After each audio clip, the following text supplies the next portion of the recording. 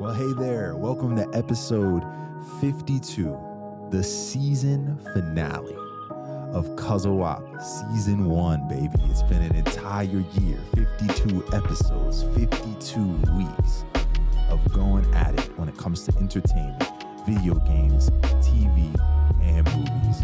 My name is Isaiah. I am one of your hosts, and I am cooperatively hosting tonight with my cousin and my brother, Willie, also known as Arrow. And we use the word co-op because that's where we got the whole concept of CUZZO-OP, right? CUZZO, co-op, CUZZO-OP. What does it look like to come together, to take our minds, speak our thoughts on different pieces of entertainment? And tonight, we are going to take that theme of co-op and bring it into the world that really entered us in terms of like, what would it look like to have a podcast with one another? It's really the medium of video games. And we want to take some time tonight to go through co-op games that have made our lives, made our gaming careers. And I'm really excited about this conversation. We've been cooking this one up for a while. We had it planned for earlier in the season, but it didn't end up working out. And I think it's because it was just meant to be. It was meant to be the cherry on top to conclude. What about you, bro? You excited about this convo? I'm really excited about this conversation because I feel like co-op gaming has changed so much throughout the years from when I was a child. And it looks different now. So I'm excited to go through those differences to get into what co-op means to people because it means something different to everybody, right? When I say co-op, everyone's going to have a different game that pops up in their head. Yeah. Or a different definition. And so just to start this conversation off in general for anybody who may not know what co-op is, here's the definition that we at CUZZO-OP are going to be using for tonight's Getting Into Co-op episode. Tell them. A cooperative video game is a video game that allows players to work together as teammates, usually against one or more non-playable character opponents, aka PvE. Cooperative video games are often abbreviated as co-op. So, co-op games can be entirely structured games for co-op or specific game modes in a video game. So you're going to hear things like that from us tonight. Right. But like multiplayer shooters, like Team Deathmatch and Call of Duty, that's not co-op to us. Right. When we look at PvP, player versus player, that's going to usually be a disqualifier. If a game has a mode where that PvP changes and it's PvE, player versus everyone, everything, everybody, that is what we're diving into. And there are so many ways that PvE comes to play. But we will have a few very small player versus player acknowledgments because of a specific feature that is mostly found in co-op. So you'll hear some of that as we get along the way. But essentially, if you listen to tonight's episode, you might be hearing games that you could go play with your cousin or your brother or your sister or your mom or your dad or your grandma or your friends, whoever. Game together. Gaming is not just a solo experience. Some would argue that it's more fun together.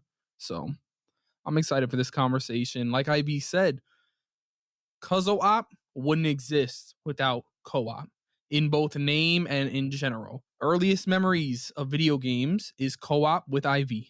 So I'm excited for this one, truly. That's a fact, bro. I mean, I always tell people this when it comes to my childhood and the places where I had to grow up fast as the oldest kid with the deck that was dealt to me.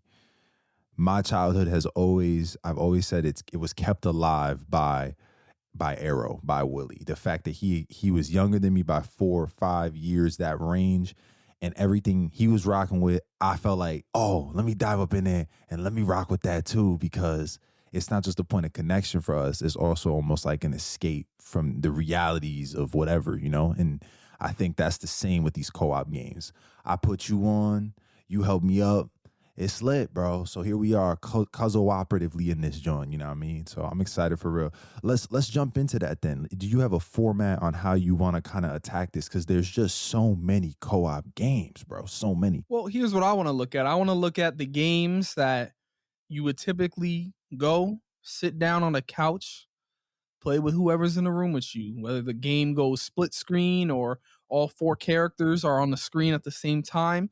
Let's talk about some of those games. And I feel like the biggest genre of co-op games start for family-based gaming, for couch co-op gaming over at Nintendo with Mario. Facts. Mario is one of, if not the most popular family couch co-op game of all time. It don't matter which one you bring to the table, bro.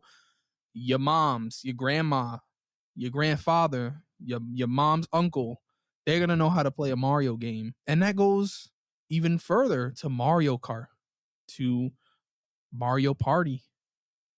Mario might be the king of co-op. That's crazy. That's crazy, you know, because I agree. I agree. If we look back all the way to Nintendo 64, you go back to the beginning, you know, Super Nintendo, NES type timing, you know, and those games have always gone crazy. Super Mario 3D World. A lot of what we're getting these days are remakes built on this original idea. And even then, there was no co-op in the first version of Super Mario Bros. It was just if you play with two players, one person will go until they die, and then when they die, the Luigi version of player two would jump in and they would continue and figure it out. And I think when they switched to a cooperative approach, two people on the screen at the same time, it changed gaming forever, hands down. So you can't talk co-op without talking Mario and putting some respect on Nintendo's name. 100%. 100%. Yeah, man. So just getting into Mario, bro, it's not hard. You can jump in whenever, wherever you want to. You don't need to go back and play the overly pixelated version of these games. You could hop into the newest game that dropped in 2023. Just sit down. If you got a Nintendo Switch, go buy it. Go pull up with your family. I played some with IB's little brother and my siblings while we were at the crib over Christmas break, and it was fun. It was a fun time. I got a Switch, but I'm still not paying the money that Switch games cost. I just think it's crazy. But it is crazy. If you want to, Mario is there. It's always a fun time. I've never not had fun on a Mario game. Yeah, and in light of you saying that, I think it's just worth saying that Super Mario Wonder that came out last year in 2023, fire. In terms of the mechanics of what make a Mario game Mario, it's all there, like you said, very easy to pick up and play in a party sense. But what's special about that one is they put a lot of money into the art design of the game. So it's beautiful. The game is just beautiful. Let's talk about those Lego games. Come on. The Lego games, bro. This is before the last maybe 5 to 7 years, the only way you could get cooperative on these games is if you were sitting on the same couch with the person in couch co-op. The online was not even accessible, bro. It used to be there, and then they removed it. And I think it was with Pirates of the Caribbean, if I'm not mistaken, because I remember I was trying to run Pirates of the Caribbean on some co-op timing with online, and I remember not having that option. But what's crazy about it is Lego games are best when you're playing next to somebody and you get to sit there and have the screen split and you're exploring with one another and they just play off that co-op magic. The Star Wars saga, always going to be iconic, 100%, no doubts. But even the Marvel superhero Jones, fire. If you're a fan of the comics and seeing these characters come out the wazoo, swinging around as Spider-Man, when they did Batman, Lego Batman 2 was crazy. Oh my goodness. Lego Batman went stupid. It was like Arkham level quality. And we were like, why is this so fire? Fire, bro. Just love the experience of, again, having fun with the homies, sitting on the couch, enjoying a good game. Lego continues to take off. Shout out Fortnite. You know, another couch co-op game that I kind of think of, you know, back to Nintendo, bro, is some of them Wii Sports. Facts. Wii Sports, that was co-op. You sit there and you bowl with your friends, play baseball. You got two remotes, Just Dances. Those are co-op games. Competitive co-op for sure. They're all fun. That's the thing. They're just fun. You and your people in your house having a good time. And so if you got a Nintendo and that's the only aspect of gaming that you got, and you got a household, you know, some kids laying around, everybody could just go hop on and have a great time. I was during Christmas, You know, you was there. They hooked up that Just Dance. It was dancing in the living room, driving everybody crazy with the music. Bro, Just Dance has gotten so crazy that you don't even need a controller anymore. You can use your phone as your controller. They're so smart. They're so smart that they said, okay, there's going to be rooms of people at family functions that might have 20 people that all want to dance at the same time. Let's make a controller out of the phone. You download the app. Now you're all cooperatively enjoying that experience. And then I think it was Borderlands that created this, that coined this term, but co-opetition, fire, cooperatively working together, but also slightly competing with one another at all times. I like that notion. A lot of games are adopting that. It's very fire. So yeah, basically, if you want to play a fun family-based game, you may need a Switch. You may need a Switch if y'all just want a good time. Age range don't matter. Active range don't matter. Price might, but I don't know. It don't matter. It don't matter. Nintendo might be the one if you got a household that just wants simple cooperative games. But I want to take the co-op conversation to kind of branch off that notion of what does it look like for couch co-op, split screen experiences, everyone's in the same space, kind of getting crazy. There's a side scroller, everyone's on the camera, and if one person goes too far to the left or right of the screen, it pulls everybody with them kind of notion of gaming in co-op that I think there's just so many different games that have played with that concept. I want to go back on the NES, bro. My dad, I'll never forget, my dad got the NES and it's in a box somewhere in his garage right now. And he's got working duck hunt gun like crazy, like he's going crazy. And I remember playing River City Ransom with this man, bro. Playing Contra with this man, bro. These are games where the side-scrolling notion, it always feels retro to me. I don't know if that still feels the same as to you, but like when the screen moves left to right and that's where you progress to your objective and you and the homies is just trying to survive shooting guns or beating the crap out of people, that notion never gets old. You see it come back in games like Scott Pilgrim. Scott Pilgrim is fire, bro. Oh my gosh. Me and the boy, Steven and I, shout out Steve, we used to run it, bro. I used to be in there like, ting, ting, ting, just popping dudes, making coins fly out their mouth, just going crazy in that game. Love that, bro. Love that. That aspect of co-op games introduces a very interesting dynamic for the gamers sitting in the same room with one another, and it's frustration. Oh, yeah. Because I'll tell you what, bro, when you trying to grab something on the left side of the screen, because it always will prioritize whoever's moving forward, whoever's going to the right. So when you're trying to grab something on the left side and you're being dragged away from what you want to do because there's somebody in your party that just wants to continue forward. Ooh, shout out to Javian. Shout out to my little bro. Yeah, he be wildin'. Relax. Just relax. But I'm the same kind of guy too sometimes. I got to tell myself to chill. I'm like, yo, bro, you moving too slow. And I'm the completionist. I'm grabbing every item before we move on to the next side of the map. You know how it is? So and that's the fun because you get so many different gamer dynamics in the room together to function together. Sometimes it's destined not to work. And we're going to have more games that resemble that as we move on, bro. But to speak to this side scroller cooperative gaming experience, one game that has taken the world by storm, gotten DLCs, gotten a TV show just because of how popular and artistically creative that game is. Cuphead. Oof. Bro, I was going to say that today. You talking about frustration. Frustration, but fun. So fun. Cuphead is ridiculous. It's like Mario, but like you get the power to do more than just stomp on your enemies' heads. You got the finger guns that bing, bing, bing, bing, bing, but it has this arcadey vibe that's just so creative that if you're, I would say maybe Cuphead might be a little bit more difficult for people maybe 13 and under. Yeah. Right? Yeah. But if you a teenager experienced with the controller or however you may be playing the game, you could play Cuphead. And you could play online depending on what version of the game you got. If you're on PlayStation, you could always do your screen share play, drop in. That joint is wild. Very wild. It's a fun time, but you better be ready to be yelling at your friends on that side scroller. That's facts. I mean, what I also like about it also is just the, again, art style, bro. I'm big on these. They got that 1930s retro look, and even the concept, these two have made a deal with the devil. And so there's a lot of like overcoming that the two characters have to do with one another.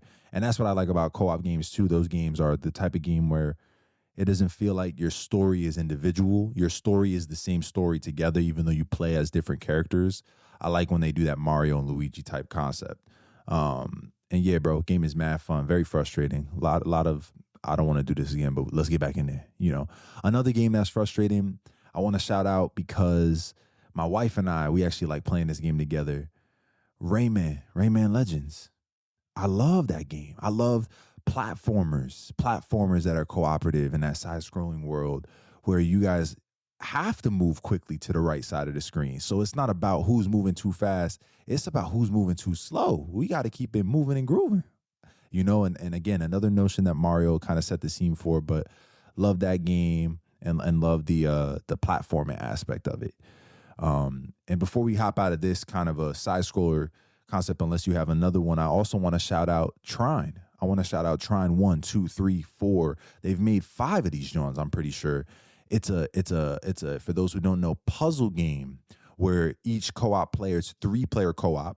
3-player co-op is not common. It's usually 4 or 2. It's usually even numbers. But here you play as 3 characters. It's like a mage, wizard kind of character, kind of like a rogue, archer kind of character, and like a soldier.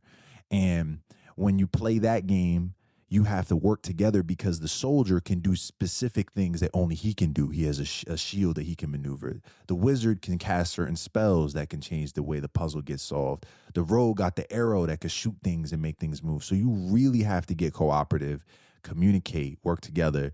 Love that game, bro. Shout outs to Trine and the fact that it's long lasting. If you're looking for a fun game to jump into a co-op puzzle type of world, you like mind games, that's a good one to try. Yeah, man. One last side scroller that I do want to talk about is Castle Crashers. I love Castle Crashers. It's been maybe a decade since I've played it. It's fun. It's fun. Those are the type of examples where you don't need to be to the left to go grab it. You just got to keep it pushing, bro. You got to keep it going because your enemies are in front of you. Your boss battle's in front of you. And the thing about all the games that we've mentioned so far, maybe aside from Cuphead, because Cuphead likes to throw stuff at you just because it's hard. These are simple games. They don't require you to know the controller like that. You just got to hit the attack button and the dodge button. That's it. It's simple, left and right. You don't got to aim, fire, dodge, weave, counter, none of that. You could pick this up right now if you've never played a video game and maybe within 20 minutes have it locked down and just push forward. Cuphead, I would say know your controller because you're not going to have time to look down. Yeah, bro. It's intense. It's intense. But yeah, Castle Crashers is a great time also. But you brought up platformer earlier, and I want to mention something very small and very simple. When I was at your crib last week, we hopped onto the Xbox and we played this shit. We had to, right? N+. Yeah, classic. Woo, shout out to Isa. I don't even know how to explain it, bro. If you want to do levels together cooperatively, you can. If you want to go against each other but still have to work with the same screen and the shaking of one person's screen affecting yours, it's there, bro. Essentially, you a ninja parkour dude on a 2D map that you just got to make it to the door. But there's lasers in your way, bombs in your way, robots in your way that you can't fight back. You just got to run and jump and jump and jump and blow up. Sometimes you got to press the button so that the other door on the other side opens up. So you got to go do that. Yeah, and you can have just 2 people. You got 3 people. You got 4 people. And the more people you have, the more hectic it gets. And those are other. Hey, listen, that's actually a great transition. There are a lot of those hectic co-op games. I think you probably have a couple on your list. Hectic co-op games that people gotta try as the 101. Any off the top of your dome that you could think of that when it comes to games that get mad and get crazy and get wild, not just difficult, but actually require coordination as a team? Played Up. Talk your shit, bro. Go. Played Up, I'm just going to say that because we got the console versions of the game dropping in about a month. Somewhere within the next month, it's going to be dropping. It's on Steam right now. You run a restaurant with your friends. It's fun, but you control the chaos. If it's chaotic, it's because maybe you messed up somewhere along the line. So I want to take the conversation away from Played Up to the real chaos. that you don't have control over. You just need to adapt with your co-op buddies. Overcooked. Overcooked 1 and 2. Woo! The all you can eat edition, go pick that up if you want both games. Essentially, you got to run a kitchen, but sometimes your kitchen's on a pirate ship that will have waves knock ingredients from one side of the kitchen to the other. Yeah. And you got to run into them while someone else is cooking the food, making sure it's not burnt. Someone else is chopping up the meat. Oh no, we ran out of dishes to put the fuels on. So now someone needs to go wash the dishes. And now my customer walked away and now my orders are screwed up. Overcooked, you could play this couch co-op. You could play them online. It depends on what version of the game you get. 4 players. They even have some 8-player modes that we're okay counting here because the focus is on your cooperative experience. Your goal isn't killing the other team, it's working together better than the other team. Yeah, co-opetition. So you can be the best at Overcooked, but if your teammate sucks, if you're not keeping each other accountable, you ain't going anywhere. I done seen many feelings hurt over this game. I done seen curses be thrown out, you know, and it's all about, that's a game you got to have somebody you got good communication with that you play with, you know. Like my sister and my little brother came into town with the fam for Thanksgiving last year, and we stayed up till 2 a.m., 3 a.m. running it. Somewhere around like 1:30, my little brother, he wasn't trying to be coordinated or communicative anymore. So we were like, yeah. Turn your control off, bro. Turn your control. And my sister and I had to go. And we trying to get 3 stars on every challenge. Right, because if you get 2 stars, did you even really pass? Did you win the game, bro? Right, you didn't really play it. You got to get it completionist, bro. Shout out to my boy Thomas. He was the first co-op partner I found in that game in Overcooked. And we just would go for like 4 or 5 hours just going, cooking. Yeah, you get the sushi. All right, I get the plates. Yeah, now watch out for that ice block. That's about to, we was going crazy, bro. And another one we got to shout out too is, you know, someone brilliant saw what Overcooked was doing and said, oh, we could take that same mayhem and that hectic nature and bring it to the concept of moving. So there is a game called Moving Out. There's 1 and 2 where you and up to 3 friends have to work together to, as quick as possible, move objects out of houses into a moving truck. But there's so many complexities. It's some items like refrigerators or couches or beds need 2 people to move. So you guys got to communicate on who's going to move through the door first. Not only that, you can throw the things that you're holding, but in order to throw it, you have to do it at the same time so that the thing that you're going to throw swings and you have to let go when the color pops up on the object. It takes a lot of communication, figuring out what you're going to do with small objects, how you're going to fit it all into the truck. They think of all these things knowing it's going to press the group that's cooperatively trying to work together. Such a great game. Moving out 1 and 2. And the things that we're speaking about here, it falls into some of the categories as to why I love video games.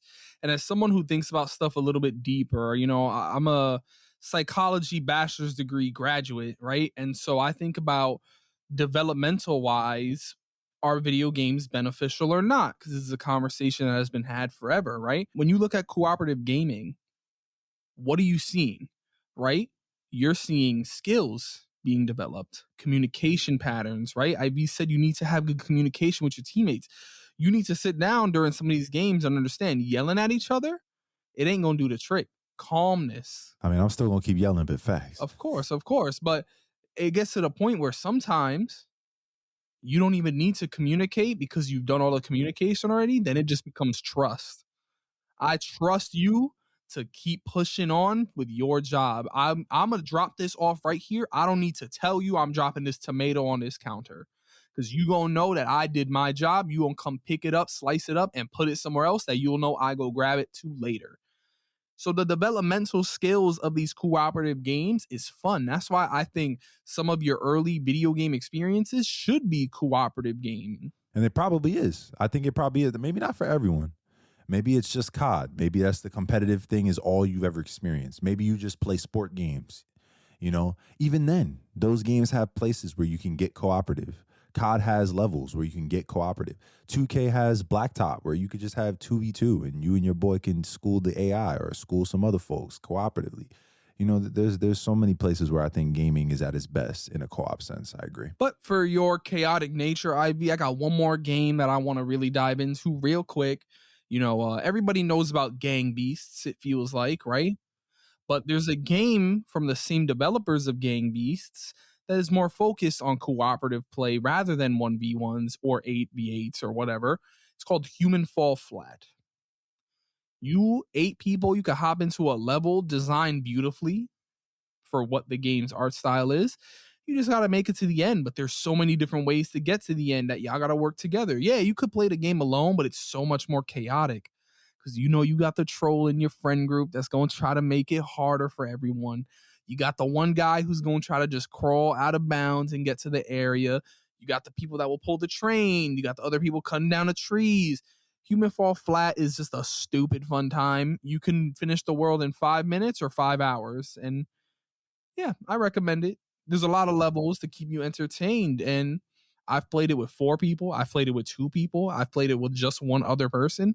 And the way you go about solving different things is different each time you go in because 8 people will be able to knock a wall down better than 2. If you want a fun time, just make sure you're playing with people that aren't going to get hurt, that aren't going to be tearing up just because someone told them to get the F off my station. Yeah, you can't be soft. You got to get together. Let's dive into some of the more simple natured cooperative gaming where you and someone else are sitting down just to get an objective done.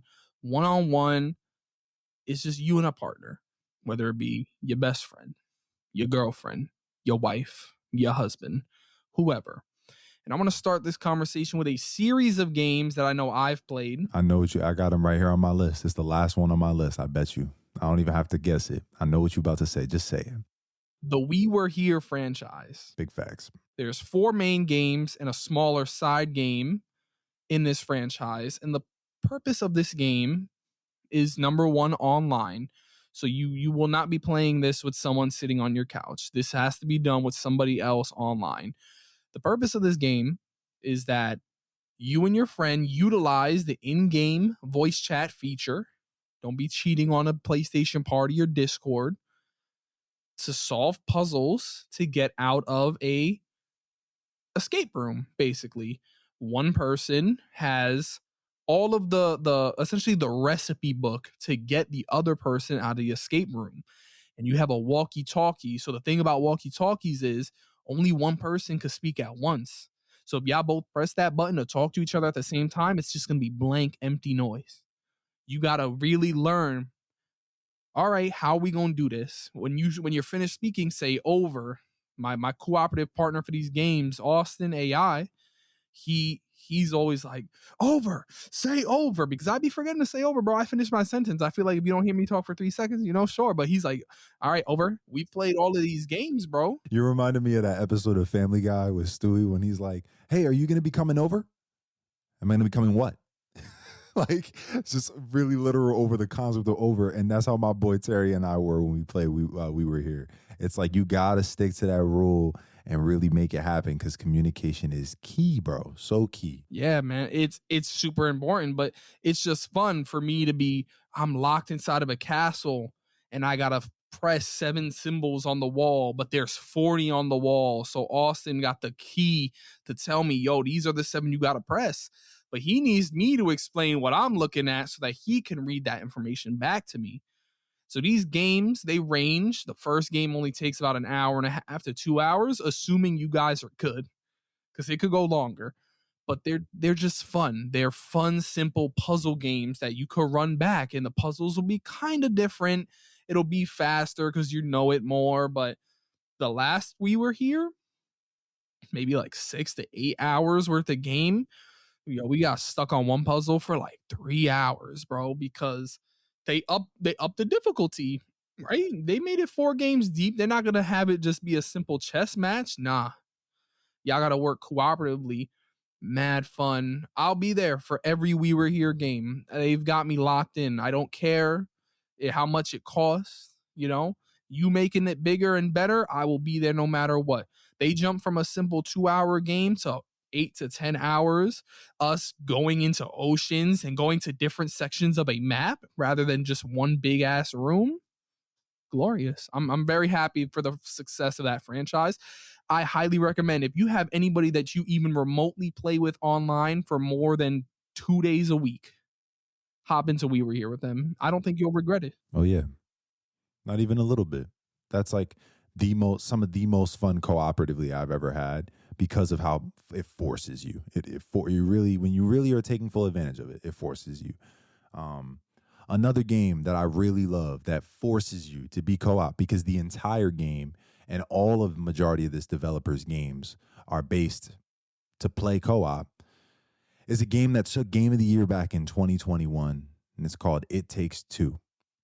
It Takes Two is a beautiful game about marriage, about friendship, about love, about relationships. And the kick in this concept is the game is built much like We Were Here in the sense that you can't progress in the story until your co-op partner does particular things. Certain mechanics can't be fully utilized unless you have a co-op partner. And this studio, they build everything on this kind of a concept. They did have another game prior to this one called A Way Out, where you play as two prisoners that are working together to escape a prison and then try to run from the law. They're on the lam, you know. But back to It Takes Two, it's this emotional story that they tie together in these co-op aspects. So now the co-op aspects have more of a meta feeling because you working together with the person you're playing with, it requires connection, communication, and they play into that a lot. So my wife and I actually played through this. I recommend this for the girlfriends and the boyfriends and the husbands and the wives. You know, play it with your spouse, with your partner, with your significant other.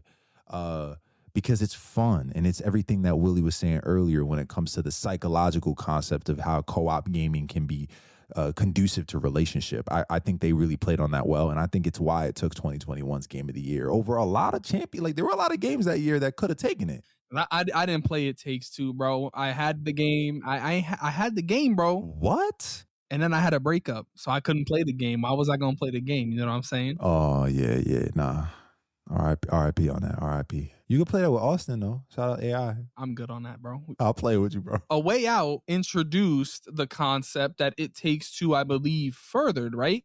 And it's if you guys wanted to, you could play that on the couch together. But what is interesting is their goal to bring back split screen cooperative gaming. And what they did was they said, yo, number one, if you own the game, you can send a friend a copy for free. They download the game, they join you online, and your game will still be split screen. You will still be, it would be as if they're sitting right next to you. And A Way Out, I loved that concept so much because the game, when it goes crazy, when it does things like a high speed chase through a hospital, and you guys are in two different areas, y'all are running. Yeah, we running. Boom, you're crashing into each other. You see the angles. You got your boy outside, Vincent, running away from the cops while Leo is inside, ducking and weaving and punching police officers. But then there's also the other side of A Way Out where y'all could find in that hospital a Connect 4 board game and sit there and play Connect 4. Or you could go play Blacktop, or you could go do this, or you could go do that. So if you got a friend that you just want to have a fun little prison breakout session with, A Way Out, It Takes Two. These are games that Hazelight they're producing, and they're producing well from what I'm hearing. So it's lit over there, man. But yeah, bro, let's get into the more bigger, grandiose story co-op, whether it be 2-player, 3-player, 4-player co-op experience that doesn't give you just 4 hours of game, but 10 hours, 20 hours, 50 hours of just if you and your boys or girls want to sit down and just go crazy. These necessarily aren't the family games, you know?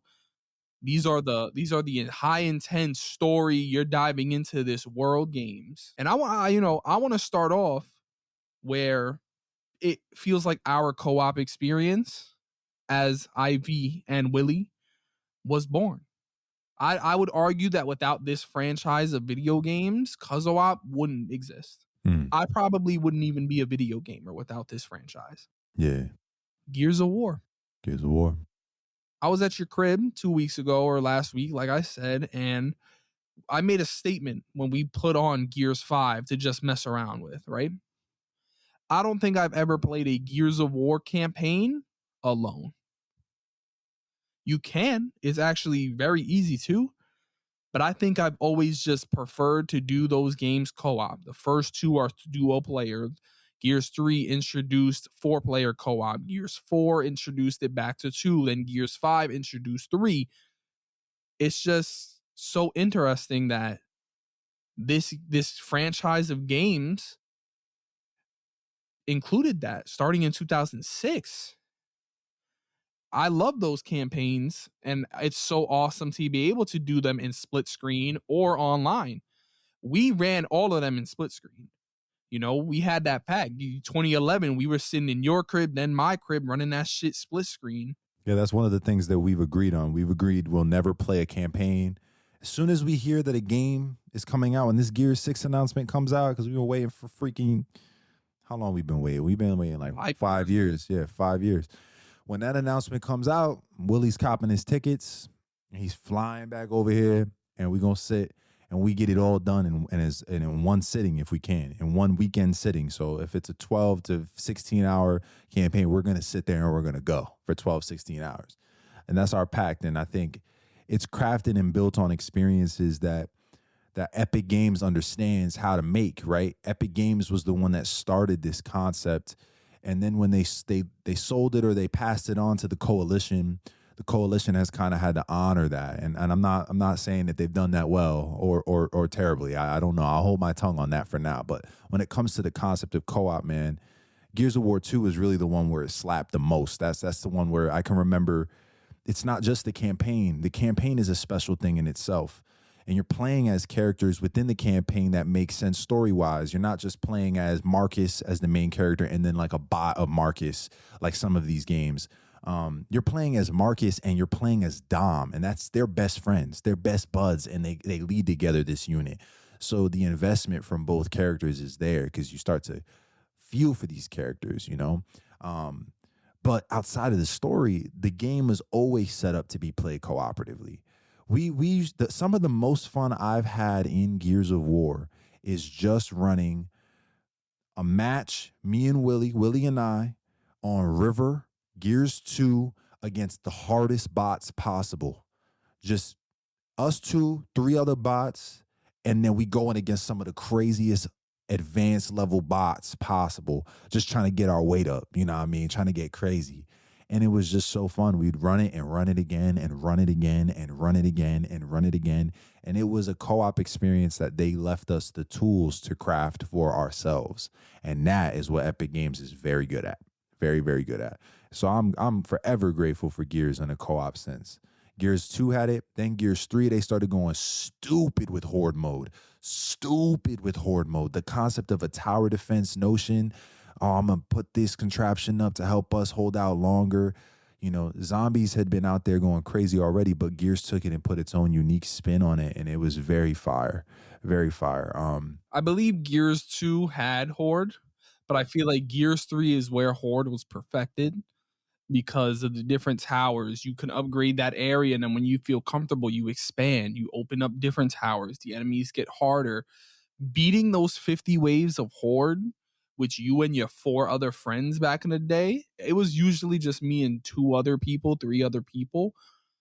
That joint was fun. You felt like you earned it, right? But since you brought up the concept of zombies, bro, Call of Duty, not in its multiplayer, but in its zombies mode, is some of my favorite cooperative experience in gaming and in the history of gaming. Hopping onto Buried and trying to last 5 hours, hopping on a Die Rise, Mob of the Dead. Black Ops 2 is my favorite zombies experience. I know some people differ, but for me, it's Black Ops 2. I miss it because this year's zombies or 2023 zombies, you know, that joint is ass. What that it took the co-op nature and it put it in the toilet, and then they plungered it and they pulled that plunger out. And you know that water that falls out of the plunger after, That joint that's on the floor, that's what zombies this year feels like. The water that came off the plunger that's on the floor in your bathroom. That's what that joint feels like. You're terrible, bro. You're terrible. Zombies from Call of Duty is glorious. W Treyarch, because Sledge and whoever else, they don't know what they're doing, bro. Yeah, man. I think my favorite zombies memory that I have from Call of Duty is playing 5. Is playing 5 on I'm pretty sure that was, what was that? Black Ops, right? Black Ops 1.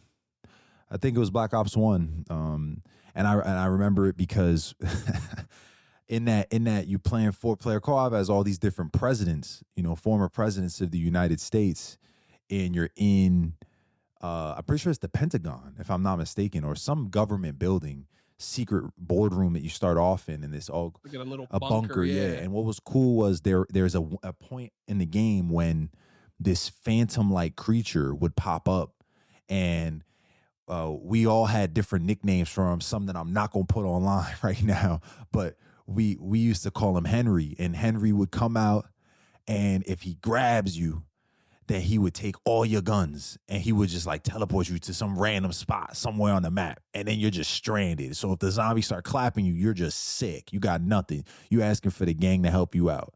And it used to scare the crap out of us, but to be scared together was so fun. And that's also part of why zombies is great. There are some eerie moments in zombies where it's you're overwhelmed by a crowd, or they add some special mechanic. I remember when the Demon Dogs came out in Black Ops 2, I was like, yo, this is different. I don't know how I feel about this. Love it. And then they also had those puzzles, overarching stories. Everybody remembers the bus, bro. Everyone remembers the bus.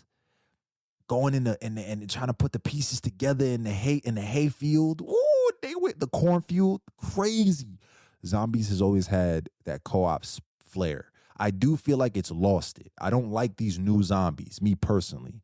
I think they've just become grind fest. They've gotten very far away from what made zombies special back in the day, but it is what it is. Another thing I want to mention, unless you have more to say about zombies, is my favorite thing that cooperatively Call of Duty has done is those Modern Warfare 2 Spec Ops missions, bro. Those Spec Ops missions, for those who don't remember, I'm not talking about that BS where you getting insanely hard missions from this latest installation of Modern Warfare where they had some Spec Ops-ish. I'm talking about the OG where there were, I think it was like 20, 25 mini missions that you and a co-op partner got to go through to test your different skills. Everything from Overwatch, where one of the co-op partners is coming from the air in a warship, shooting at enemies, and the other is running on land, trying to use that cover to get to the objective. Mad fun. Or Evasion, when you're in a snowy field and you both have silent sniper rifles, M21 EBRs, and you're just ting, ting, shooting dogs, patrol guards, just trying to get to the objective. They have so many different co-op ways that they challenge you, and I love that, man. I wish that Call of Duty hadn't lost that heart and its grandiosity, but it is what it is, man. You take what you can get. Those are forever solidified in my memory. Love that co-op experience. Yeah, bro. Shout outs to Aiden, aka Schwarto. Him and I, maybe last year, we ran through the Spec Ops, like MW2 missions, and the specific Spec Op on Favela. That shit on Veteran is some of the most infuriating gaming experience I've ever had, because it's just hard.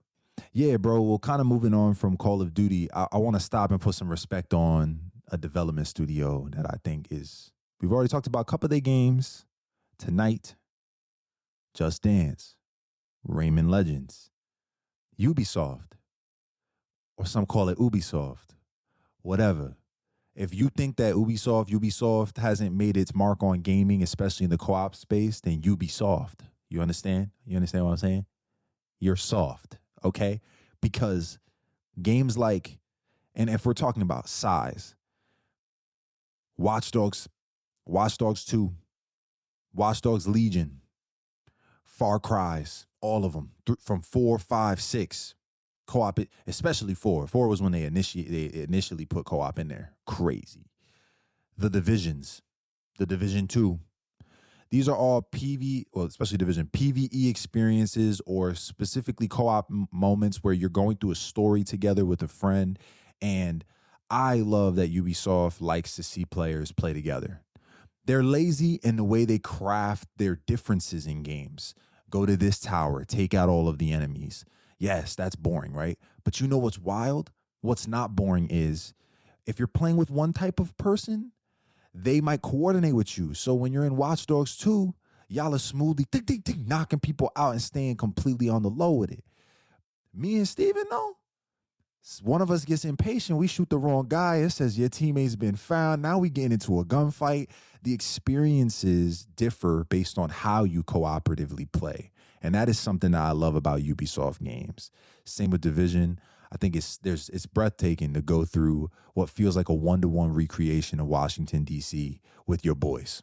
And you just, ding, ding, bro, we are in a museum right now, just ding, ding, ding, ding, going crazy. What? They know what they're doing cooperatively, bro. I got to put some respect on their name. What about you, bro? Is there Ubisoft games that co-op memories that you have? Well, Division 1, it's so easy to just, yo, bro, I need help on 30th. So my boy from 50th, right?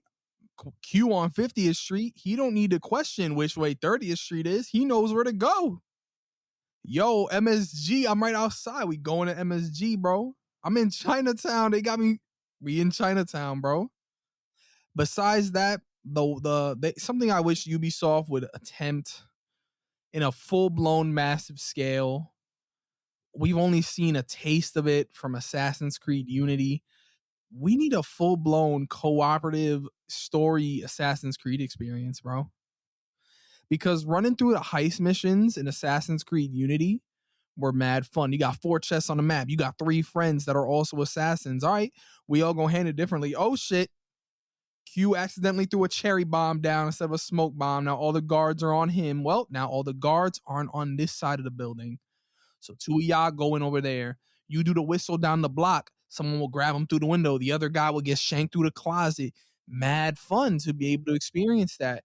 We've lost the art of stealth cooperative games throughout the years, right? Now it's all big explosions in Gears of War. All respect to Gears of War. It's all story focused, 1v1 emotional experiences. Like It Takes Two. But what happened to the stealth co-op? What happened to those fun times that we've missed out on? Something that you and I recently had an experience with playing while I was in Texas. Exactly. And this is you're allying up the oop perfectly, bro. This has got to be my favorite co-op experience I've ever had, period. In my time as a gamer. Hear me loud and clear. If you're a Ubisoft representative, if you're listening to CUZZO-OP on this fair day today, where is Splinter Cell? Bring back Splinter Cell. We all want Sam Fisher. No one is, come on, bro. No one is doubting the need for a Splinter Cell game to be done well and done right in 2024. We all want it. We've heard the whispers. We've seen the logo. Stop showing me the third echelon 3 circles in certain moments and then leaving me hanging out to dry for like 2-3 years. And don't come at me with no Blacklist either. Blacklist was cool, but it was more in that camp of what Willie's saying when it's like you're getting more actiony than you're getting stealthy. I need that Splinter Cell conviction stealth. I need that I'm in the dark, and when I'm in the dark, the whole screen is black and white. I need that. I just marked an enemy across the room. My boy saw the mark. He marked one that's next to me. We pressed the Y button and dual executed. I shot the guy over there. He shot the guy over here. Now we running up on these other dudes. Snap this dude's neck. Jump into the shadows. Throw a decoy grenade over there. Now they think the gunfire coming from over that direction. I'm running to the objective, getting it complete. Now we not even trying to kill everybody in the room. We just trying to get in and out with as little friction as possible. Give me that option, that choice. This is where I have to pause and say games like Ghost of Tsushima understand that concept and give you an opportunity to try to play games like that if you want. There are games out there that kind of tip their hat to what Splinter Cell can do, but I think that there's a big opening and a big opportunity for Ubisoft to come out and do something in that area. If they do it with Assassins, that's cool too, but all it's going to make me say is, okay, if you did it with Assassins, do it with Splinter Cell. And then vice versa. If you do it with Splinter Cell, bring it into Assassins. this is something that's a necessity, bro, from a co-op place. Sorry, I'm off my soapbox, but Splinter Cell Conviction, one of my favorite video games of all time. And when Willie came through the other night and he was like, bro, what is this? Why is this so fire? Why are we spinning up an Xbox 360 game and it's stomping out experientially a lot of what co-op looks like right now? It's because, bro, Ubisoft has some bangers. They really do. They really do. Yeah, of course. So let's take it to a franchise for the most part that has remained cooperative, experiences that we're gonna actually have an episode on later this year. So this isn't gonna be a long conversation. Borderlands might be one of the greatest examples of modern co-op that I've ever seen from Borderlands 2. I think that's how you do cooperative gaming for a story game.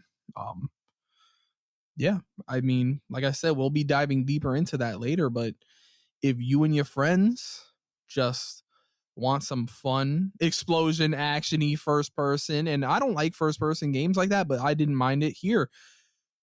There's what, 4 games out for you right now to get into that you guys could all hop on together and play, whether it be 2 of you, 3 of you, 4 of you. Borderlands, why not? Yeah. If I had this, as this is a getting into co-op, kind of like what does co-op look like, I would really recommend going into Borderlands 2 and then playing Borderlands the pre-sequel. I think those two are some of the stronger installations in the series.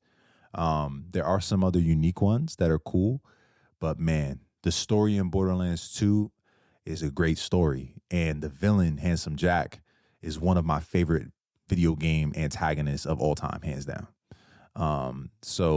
And this is what's fun. Again, we kind of tip our hat to this notion of co-opetition, which you can select from the beginning. And Gearbox knows that loot is a big part of the entirety of Borderlands. The guns you get more and more bodacious and crazy and wild, and they shoot elemental damage, and they can bounce bullets off of the walls. And some guns you could throw them after you reload them, and then they run on their own and keep shooting people. Like anything you can think of. But they put this notion of co-opetition where if you guys find a fire gun because you killed a crazy bad guy or you explored a wild cavern, the first person to that gun gets the gun. Everybody else gets dust. They get nothing. So you could be cooperative in the sense of, I got the gun last time, you could take it this time. Or I'm more of a sniper, so this is an AR, you could take that. Or you could just be like, F all y'all, I'm taking all the cool guns. Or you can play it in a way where everyone gets the same gun. So they really, again, give you a lot of options on how you want to play. That's some of the best parts of why Borderlands is special. I'm looking forward to having that episode later on this year as the movie installation comes out. I'm not the most positive about that adaptation, but it's still a W for the gamers. You know what I mean? But moving on from Borderlands, there's an experience, survival experience that I feel like we haven't talked about much. It's different than zombies. It's the concept of trying to actually survive, starting with nothing in a game and having to craft with the gang how you're going to survive cooperatively. And we all know Mojang, they set the freaking bar high with Minecraft. One of the greatest games of all time. I'm gonna just tee you off, bro. I know how many hours you have put into these particular types of games. What do you love about them cooperatively? So number 1, Minecraft. Everybody gonna do something different, bro. And I started playing Minecraft. My first Minecraft experience comes from you. Number 1, you gave me $20 on my 12th birthday. You said, bro, we were sitting in an Applebee's near my house. You said, go down the block, because we were out to dinner, go buy a $20 Xbox gift card, and you're going to go home today and you're going to buy Minecraft that just dropped on my birthday. I know that's dropping what my birthday is, but in 2012, go get this shit. I went back. It's history, bro. You pull up with your friends and you're like, all right, we need to figure this out. How are we going to survive? My hunger bar is going down. The zombies are out. The skeletons are out. All right, Will, you on house duty because you an interior decorator and you like making shit look nice. You build the house. AI, you the farmer. Get you ready. We need plants, we need milk buckets, we need cows and pigs. Q, you go into mines, you get the materials to build everything. We're working together, we're creating a system. It's just fun because Minecraft to me means so many things. It can be a way to survive or a way to create. Some people got creativity inside them. Y'all could work together to create kingdoms or Gotham City, like me and Austin and Q used to sit down and do, make Gotham City just because we love the Batman. Or map art, something I've been getting into a little bit recently. When I'm just sitting down bored, I just put on a movie on one screen and just place blocks in a certain pattern that somehow makes Jim Carrey's Grinch appear on my screen, right? How does that happen? Cooperatively, because we got someone getting me the materials and I'm making it happen.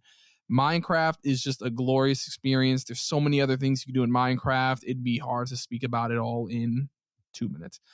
Stardew Valley, maybe less of a survival experience, but you got to make money on the farm because your grandpa left you the farm as he passed away, and now you're meeting all these people, and you can create a world with up to 3 friends. Shout out Abe, Steph, and Tyson. We out here, we running a farm for almost 5 years in game now.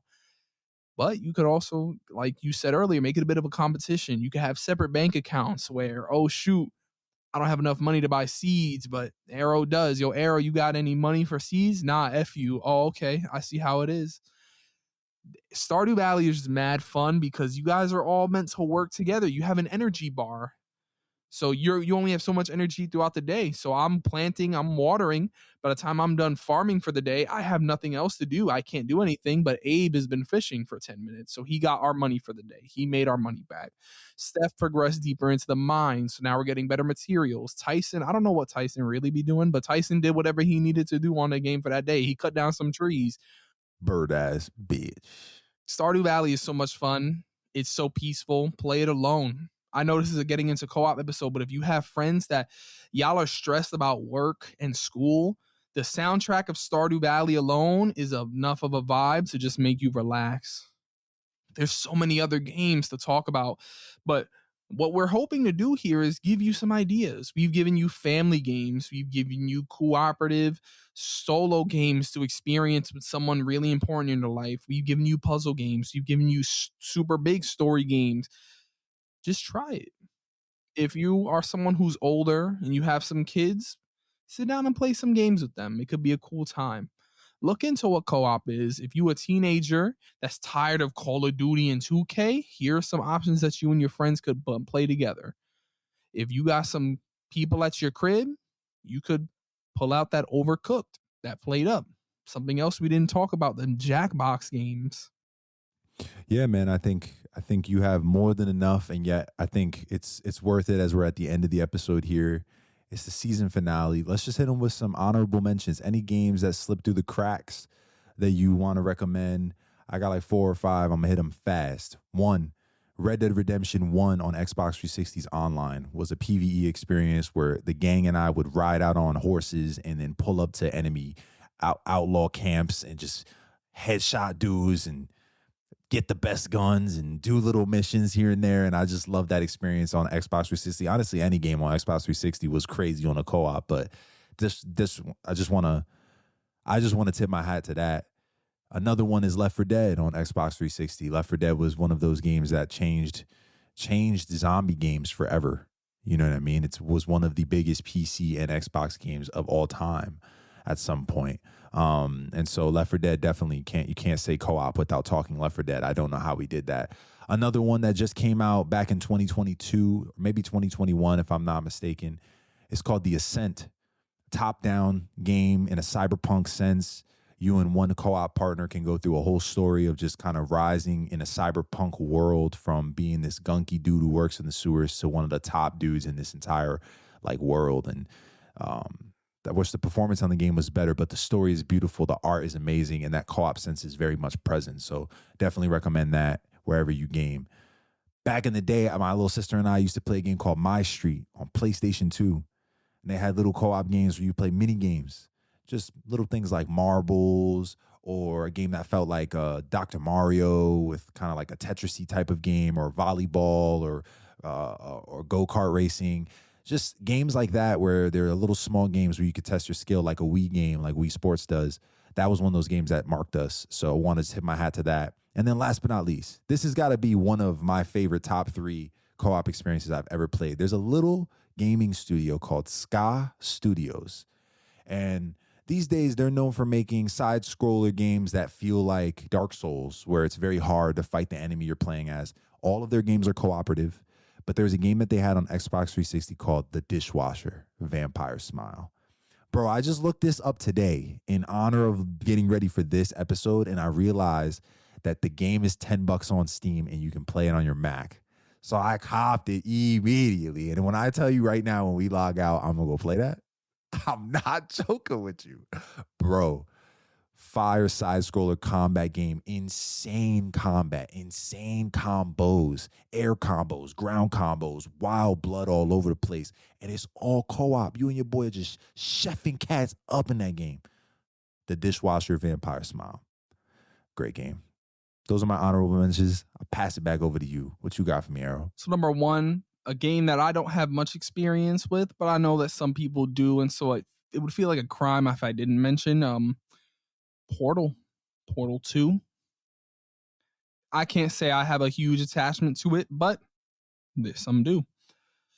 One game that I do have a huge attachment to, Dying Light. Great co-op experience. Of course, man. Especially that second one. I disagree with you, but that's a conversation for another day. Dying Light 1, that's peak. Dying Light 2, Dead Island, same way. Dead Island, is it the greatest game? No, but it's still fun to dive into with friends. Some of these games that are like a 5 at best are only enhanced by co-op experience. Superhero co-op games is not something that has been popular in modern gaming. We lost a lot of that Marvel's Ultimate Alliance back in the 2000s. So, some co-op games, we have Gotham Knights, a game that goes back and forth on whether or not people enjoy it or not. I think it was a very fun co-op experience. I thought the characters were very interesting and fun, and it was a fun time to be able to team up with your friend as one of Batman's sidekicks and stealthily take out a room of enemies together and stuff. And tomorrow, we've got the release of Suicide Squad Kills the Justice League, which is a co-op experience for you and up to 3 friends that you could play online. All I know is those are some more newer, fun games that are a co-op experience. Another company I wish to mention as my final honorable mention here today is Supermassive Games. They are famously known for making Until Dawn. They, after making Until Dawn, released a story of 4 games called the Dark Picture Anthology games, as well as a game called The Quarry. And in these games, there are abilities for you to pick up different characters. They all come with like 4 to 8 characters, and you could play cooperatively where your friend will control half of them, you'll control half of them, and so your friend's choices will kill one of your characters, or you can kill one of your friend's characters, not competitively because y'all are making choices. These are choice-based games that allow you to pick up a controller and say, oh, I'm going to grab this gun for later. And then when your boy IV gets it after Arrow took the gun, IV goes to get the gun and the gun's not there because Arrow's character took it on his time to play. So those are fun games if you want to dive into it. Telltale experimented with things like this with a voting system, trying to make their games more friendly for co-op. But Supermassive has done a pretty okay job incorporating the ability to either play it with a group of 8 people in the same room or play with one other person and you guys are playing the story at the same time rather than just passing the control over. Yeah, man. There's so many different ways that you can cooperatively play right now. If you have an Xbox Game Pass or a PlayStation Plus Pass, there are so many games that come with that membership right now that you can jump into cooperatively. It's funny because there are often moments where my friends and I will be looking at our system like, what is there to play? I feel like I have nothing to play. There's always something to play though. It's all about, do you have an open mind to jump in? And hopefully through this episode, you've heard a couple of different interesting stories, concepts, things cooperatively that you'd be interested in jumping into. Maybe you've got a friend or a family member you can do that with. We just hope that, as always, CUZZO-OP is a place that throws gas on a fire of interest in entertainment, interest in movies and TV, but of course also in video games. We wouldn't be here right now if it wasn't for video games, if it wasn't for the cooperative experience of Gears 2 shooting bots in the head on River. We just wouldn't. And so we thank you. We thank you for listening, not just to this episode as we've gone through all this co-op content, but every episode this year. If you're somebody who's stuck around from episode 1, let us know in the comment on YouTube. Hit us up individually, personally, if you have our numbers on Discord, whatever you got to do. Hit us up and let us know. We're grateful for a great year of 52 episodes going through all of this content in the world. We're excited to do it all over again this year in 2024. So stay tuned for a very special episode next week. We got something coming, especially for our YouTube gang. Stay tuned, you know what I mean? And it's worth knowing going forward as we start season 2, episode 1 of CUZZO-OP. We were going to move our episodes to Fridays at 8 p.m. Central, 9 p.m. Eastern time. So stay tuned. You can catch us always Spotify, Apple Podcasts, Anchor, and of course YouTube. And we're looking forward to, again, another year of diving into what you know you'll always find every time you hop into an episode of CUZZO-OP. You'll find 2 cousins, 1 podcast, and endless entertainment. Deuces.